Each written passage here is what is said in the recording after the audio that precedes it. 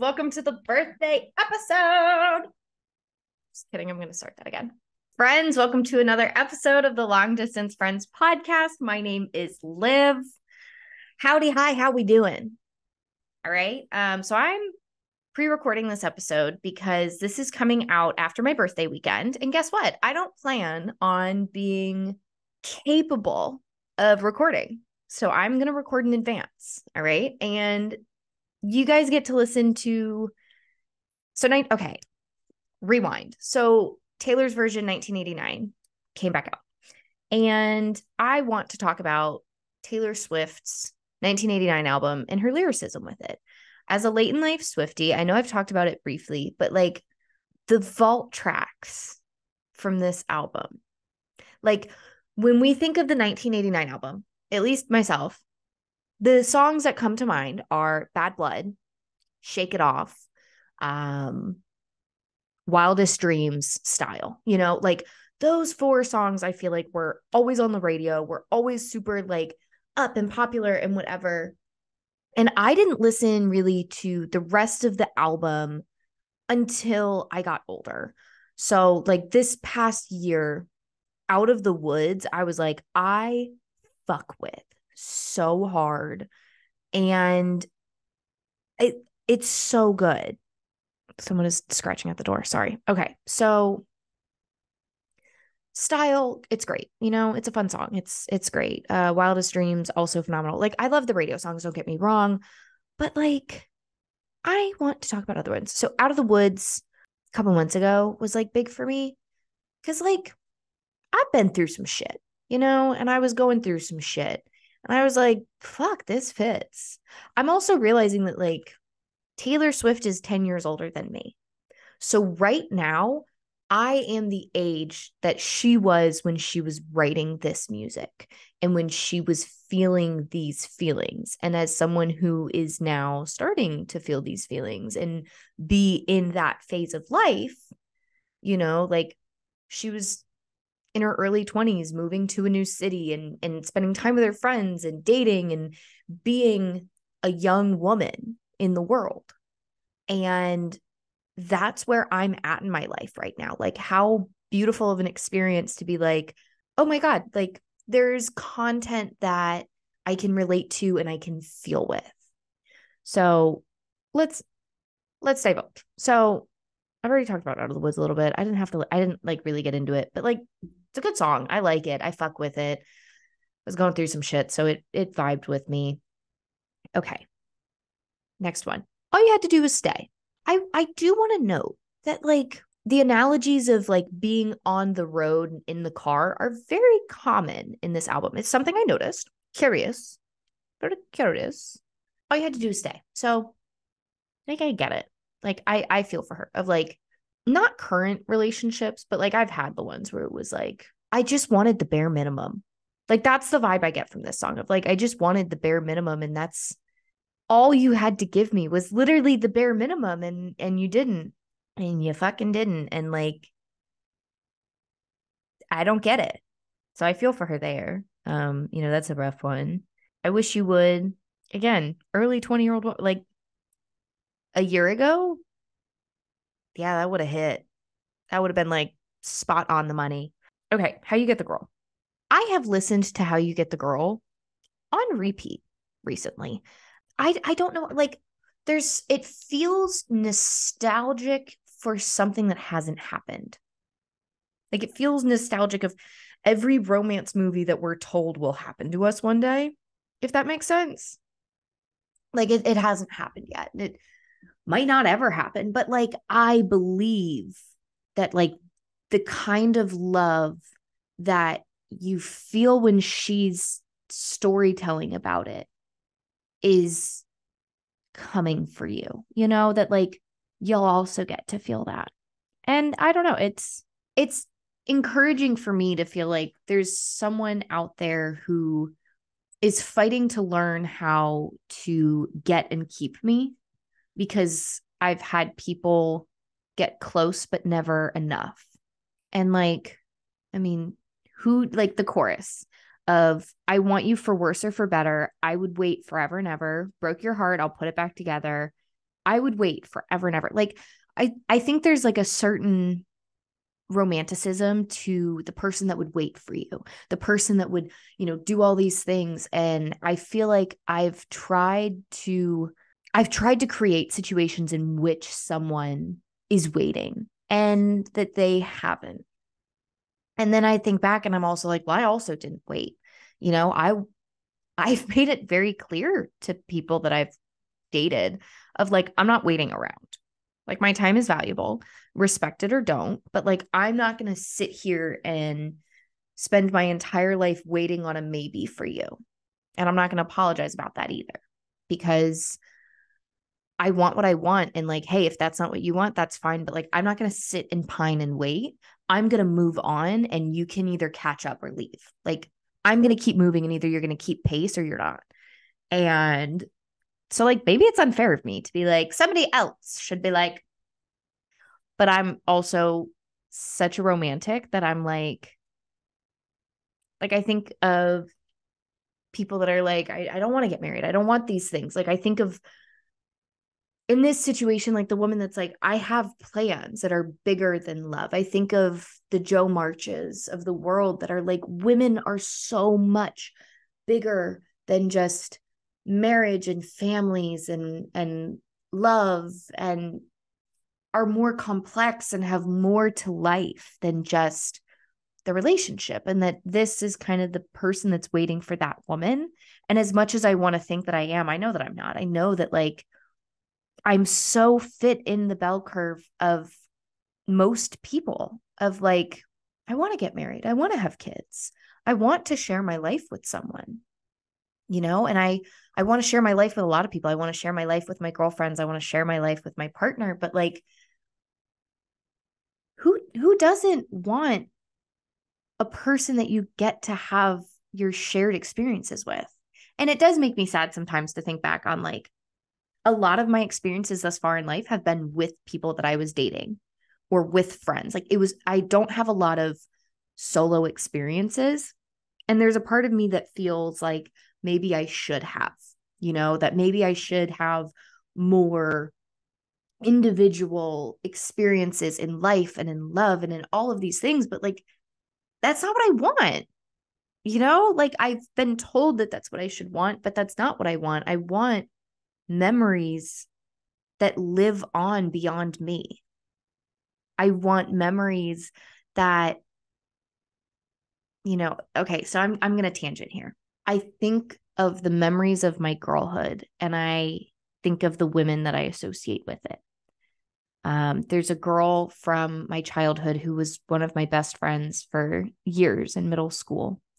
And she and I were really, really close. And I have just the fondest memories of riding bikes with her and being in the back seat of her mom's Jeep with the song Rude playing as we're driving by the beach and laughing and singing and having the windows down and the ocean breeze coming into the car. And like, when I think of the happy memories of my girlhood, they're always with the other girls I was with. I don't think of the happy memories of my childhood where I was alone. Like what a joy it is to have community. What a joy it is to have friends and loved ones. Because, I look back at it and I think that like the love that I do have for all of the women that I was a girl with, I love continuing to be able to see where their lives have gone. And I think about older generations that had the women that they were girls with, and then they just disappeared. And I think about how much I wonder where those girls are now and the women that they grew to be. And sometimes I wonder if they think the same thing about me. And I know they probably don't. I know that I probably think about these things way more than any of them. But like, what a beautiful thing to see people who are now living lives that like I would have never expected for them. I would have never thought that they would grow into, but being able to then go back and look at how they got there and go, oh my God, I'm so proud of her for learning to prioritize herself. My God, I'm so proud of the women that grew up one way and had the courage to say, I'm going to try something different and it's going to scare me. And I'm afraid because I don't know what's going to happen, but I'm going to do it because my life feels a calling towards here. What a beautiful thing. And I got here from a different song. I'm sorry that like I'm not gonna apologize. I'm not sorry. But like what a beautiful sorry.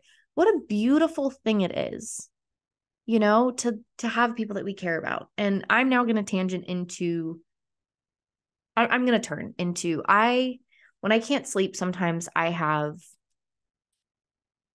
those like late night thoughts. And I usually try to document them in my notes app. Sometimes I send them to my girlfriend, Sarah. Sarah's been on the show. If you haven't listened to that episode, go back and give it a listen because it was honestly like a really good episode. And I absolutely love you, Sarah. I plan on getting her back on here a pronto. But like, wow, I did not realize how much I have texted her recently. I'm trying to find a thought that I had with her. Let me see. Okay, I can't find it. So I'm going to go to my notes folder where in the middle of the night, I will post things. I feel like my healings come in the middle of the night and they come when it's least expected and it comes when I can't sleep. Those are the moments that I think I have these little breakthrough tidbits of wisdom. And, I've been listening to a lot of Taylor's version, 1989. And, she talks about love a lot. And like, of course, I'm at the age that she was at when she was writing this. And it is a big topic because we all want to be loved and we all want to love.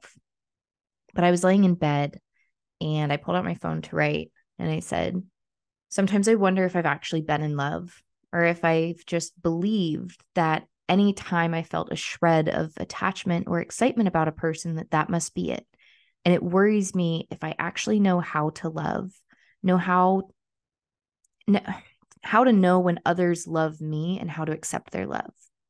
Because that's a scary thought. Like when you really think about it, like I'm listening to love songs that make me feel a certain type of way.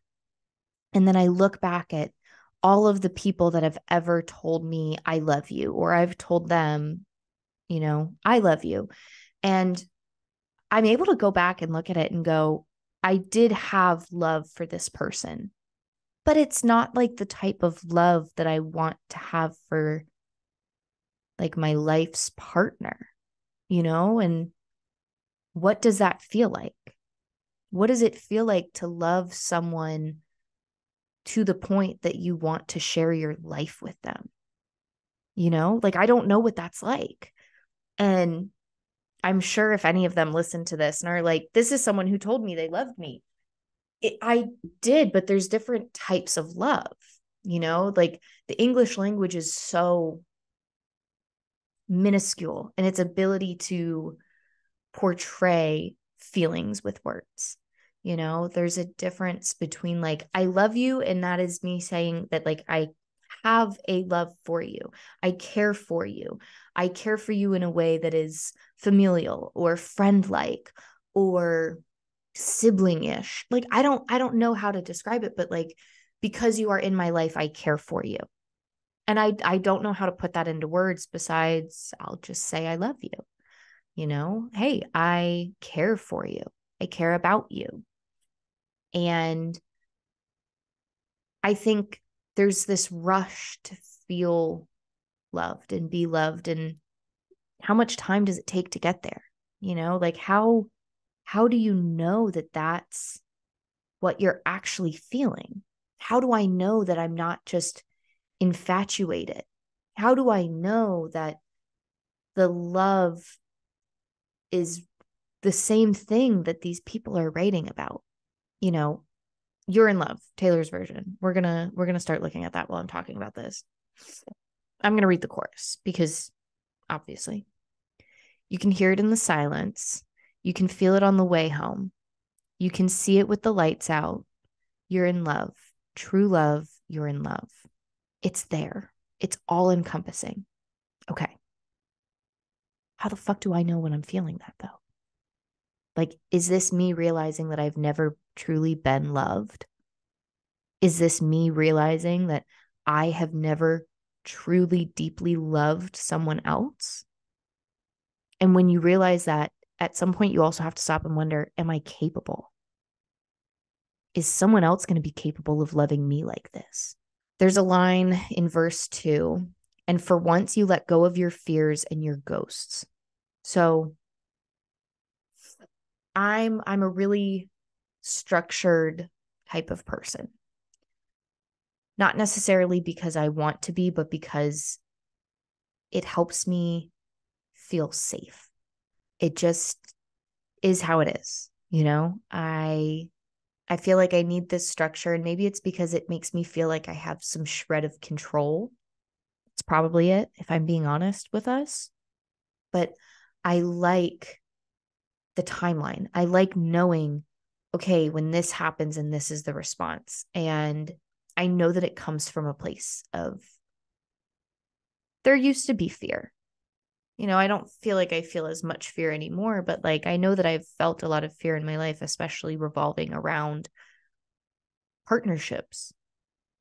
You know, I know that it's taken me a lot of years of therapy to work through being a really anxious partner. I know that it's taken me a lot of time to think about how do I let someone in? And I used to use my most vulnerable moments and traumas in a way that was almost weaponized, where I would tell people so quickly, here's every dark, twisty thing that's happened to me.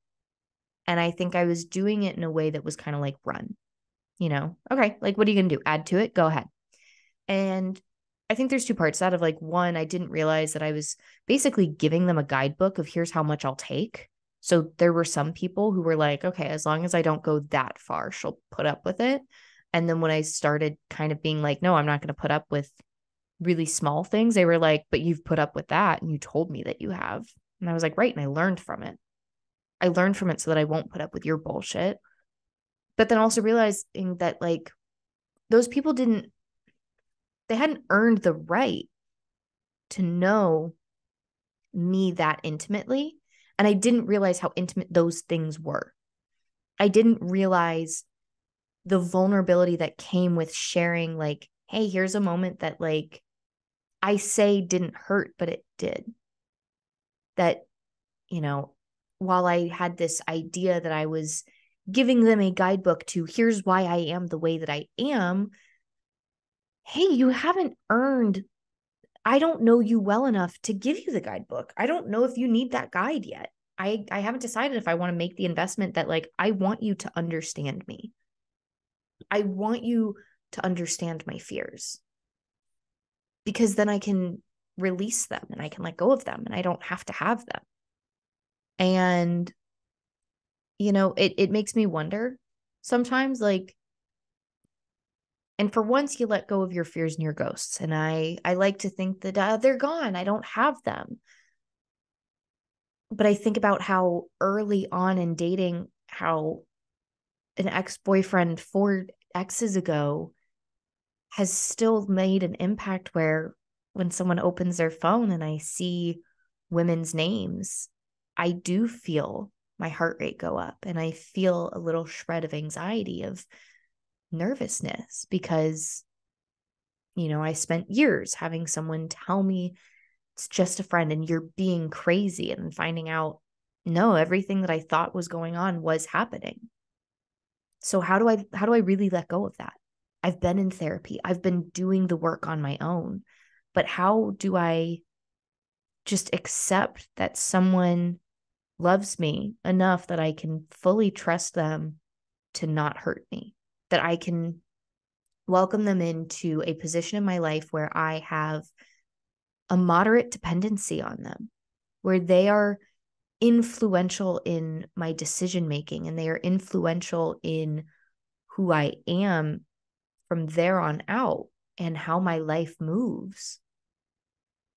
but I can still trust that they are taking my best interests into effect, that they're thinking about me also when making decisions, that they are not putting me in a position where I'm in danger, where I am uncomfortable, where they are thinking ahead of, hey, these are things that have caused you pain and hurt in the past. And that's never something that will ever cross my mind. And that I'm reassured that, like, that's not something that will ever happen again, because even if I am consciously looking at someone and going, this person wouldn't do that to me, there's still the ghost of, yeah, but you had someone reassure you before and it still did.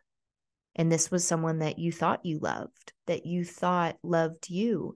And no matter how toxic it was, I know that they did love me for what they were capable of, but it wasn't enough. I want to be loved so immensely. I want to be loved unlike I have ever known before. And I think, unfortunately, it's part of life to experience, the opposite, because you can't appreciate it if you don't experience the pain. I stand on that hill all the time of, God, I'm so grateful for every horrible thing that has happened in my life, because I can wake up and see such beautiful things in mundaneness and in the calm, and I appreciate it and I respect it so much more. So, yeah, like, I just, I don't know what it's like to feel that. Let's go to the new romantics. I want to make a comment. I want to publicly apologize to all of the long-term Swifties. I really love the song New Romantics. But here's the thing. Where is it? Like, I do feel it. I feel this song so much because, again, she's in her 20s writing this. Her friends are in their 20s and they're like, we are a hot mess express. And I'm like, gotcha, bitch. Where's the line? Okay, here it is. This is a line that I misheard. The line is, because, baby, I could build a castle out of all the bricks they threw at me. For a hot minute, I have been singing, like, I don't even know. I don't even know what I was singing, but I was driving this morning listening to it. And I was like, hold on. And I had to, like, pause it. And I was like, I thought she was saying I could feel the castle with all, like, the bricks they threw at me. Not, I could build a castle from all the bricks they threw at me. And it took me a minute because I was like, this is a period of time where, I don't know if you remember 2014, but the media loved to shit on a very young Taylor Swift. A very young Taylor Swift was just trying to fucking live her fucking life and was like, the celebrity world is a small town. The celebrity world is a small town that is on a global spotlight. Okay? Think of your small town where you're like, she fucked him and she fucked him and he fucked her brother. And, like, tea. But that's just known amongst the town. You can pick up and you can move to a new city and no one would know your shit. You can't do that as a celebrity. You do that as a celebrity. And the minuscule things of, like, your high school drama that you thought was going to ruin your life actually has the ability to, because you are on a global stage. There's a spotlight on you. You have paparazzis following you. If I was at this age and I was having the public criticism that she had, I don't know how I would have survived it. Like, I don't think I would have, of like, oh, so you're dating a million people and nobody actually wants you? That's tough, isn't it? So you keep writing all these silly little love songs, but no one's loved you, huh? I guess it's just one-sided. Maybe if you were skinnier and prettier, they would love you. I'd kill myself. Honestly, I would just say goodbye. And she fucking kept powering through. And, like, that's so tough. And, like, you also think about all of the celebrities that are like, you kind of get stunted at the age you got famous at. It's similar to you get stunted at the age you're traumatized at unless you put in the work. So, like, how much work has this poor woman had to do to be like, Every embarrassing, last week I talked about like to be human is to be embarrassed. Every embarrassing moment that could ever happen to me has happened to me under spotlight, has been wildly sensationalized. That's so depressing. Like, I feel so sorry for her because, like, that sucks. That genuinely sucks. But what do I know? I'm just little old me. But yeah, so that was a lyric that I misheard. I do want to talk about the vault tracks. Okay. I want to talk about the vaulty teas. First one is slut exclamation point. And because there's an exclamation point, you're like, oh, like this is going to be like a fun poppy song. Cause also this was when she moved into pop music. Okay. She was more country up until this point. And it is not. It is slow. It's almost ballady. The pre-chorus I kind of fuck with. Got love struck went straight to my head. Got love sick all over my bed. Love to think you'll never forget. Handprints in wet cement. Adorned with smoke on my clothes. Love lorn and nobody knows. Love thorns all over this rose. I'll pay the price you won't. Again, she is publicly being criticized for everything she does, and the men who she's dating are not. They're like, "Oh, you fucked Taylor Swift, nice, how was it?" And she's getting mm, not very girl next door of you. Like it's fucked up. um but like it's kind of sad. Like it's a beautiful song, but it is kind of sad. Say Don't Go was a good one. The Genius title track's explanation of it is this is long as fuck. Say Don't Go presents a heartfelt narrative of longing and heartbreak. The second vault track from Taylor Swift's re-released version of 1989, it delves into the complexities of a relationship where the protagonist feels vulnerable and uncertain, painting a picture of emotional turmoil, including feelings of sadness, anxiety, longing.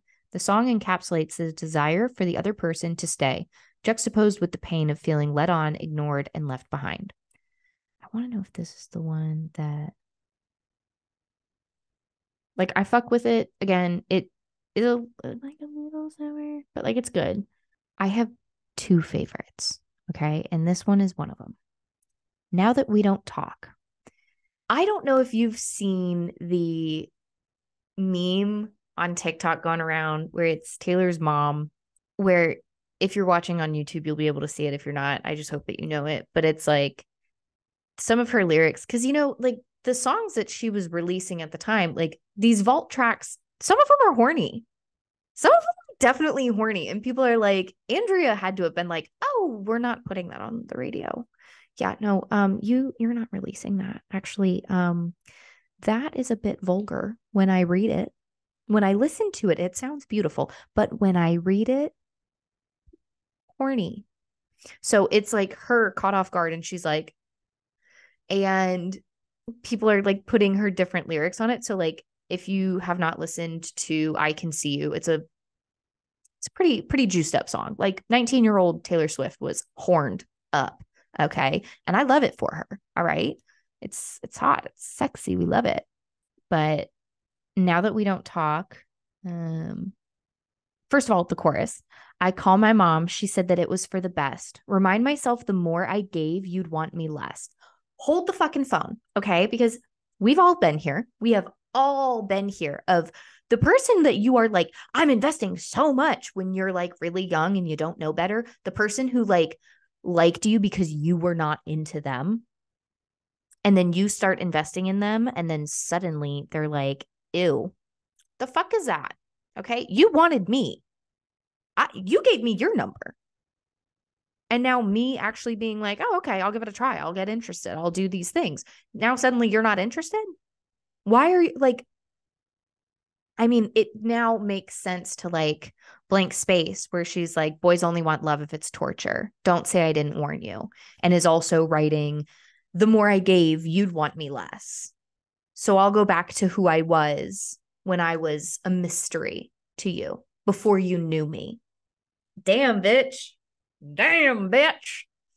Anyways, I cannot be your friend, so I pay the price of what I lost and what it cost now that we don't talk. It's so like I call my mom. She says to get it off my chest. Remind myself the way you faded till I left. I cannot be your friend, so I'll pay the price of what I lost and what it costs now that we don't talk. I do love the people that are like also stitching the line. I don't have to pretend I like acid rock or that I'd like to be on a mega yacht with important men who think important thoughts. Guess I am better off now that we don't talk. Um, what was your moment of that with people? Like, guess I don't have to pretend to want to meal prep every day and that you shitting your pants is normal or that, laundry list of other things. We all have them. So glad that I don't have to pretend like benders were normal. But again, you don't know until you learn it. And sometimes we have to learn things the hard way. But yeah, this is so fun because it's like the Poppy, like, I'm angry now. Like she's in anger. She's in anger and she's like, you're searching.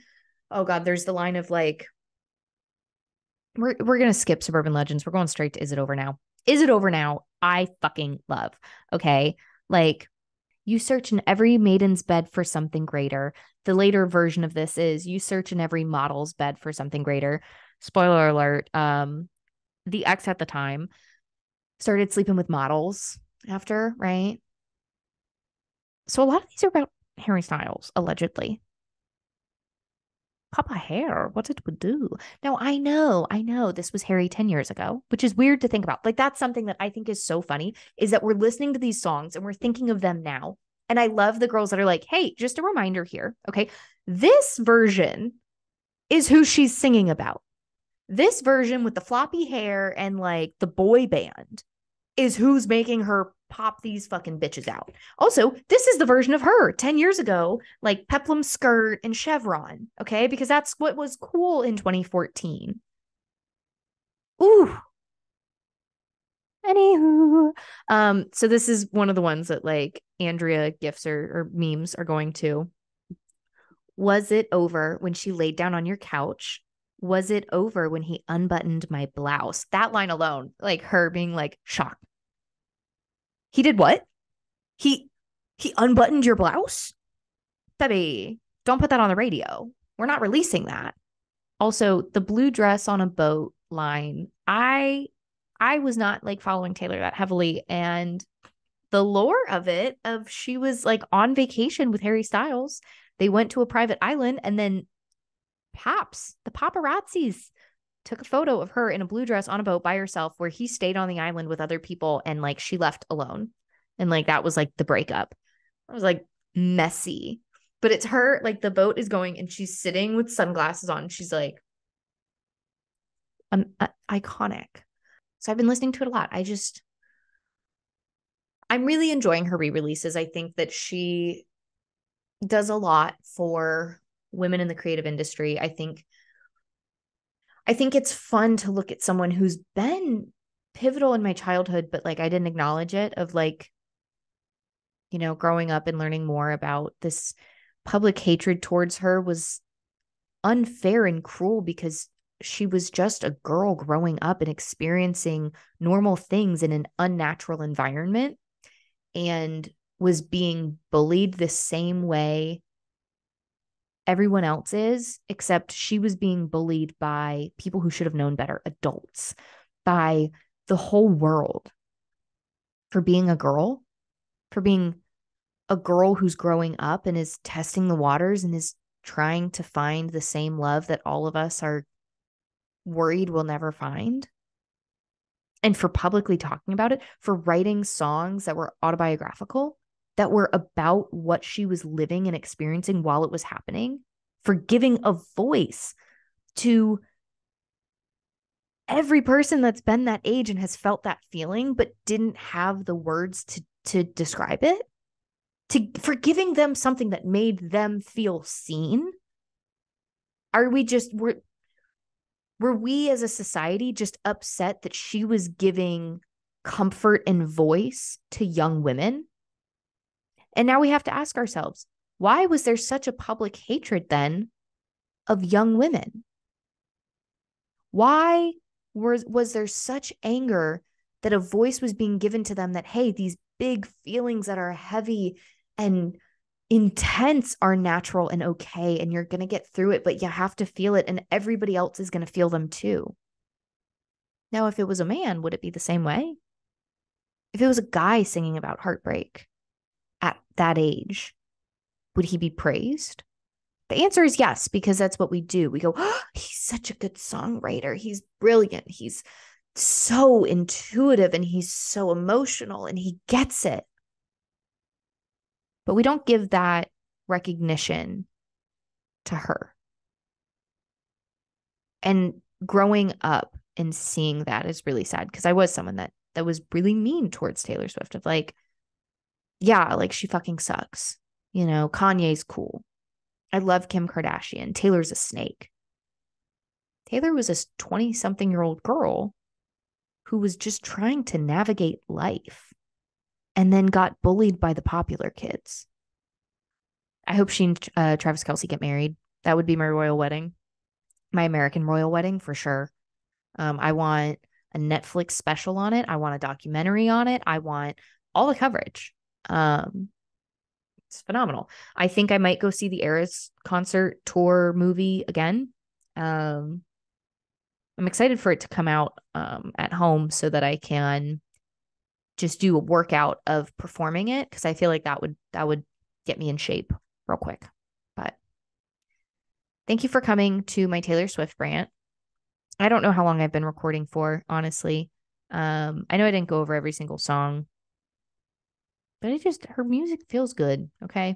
And if I bored you, I don't care. Come back next week and I'll be talking about something different.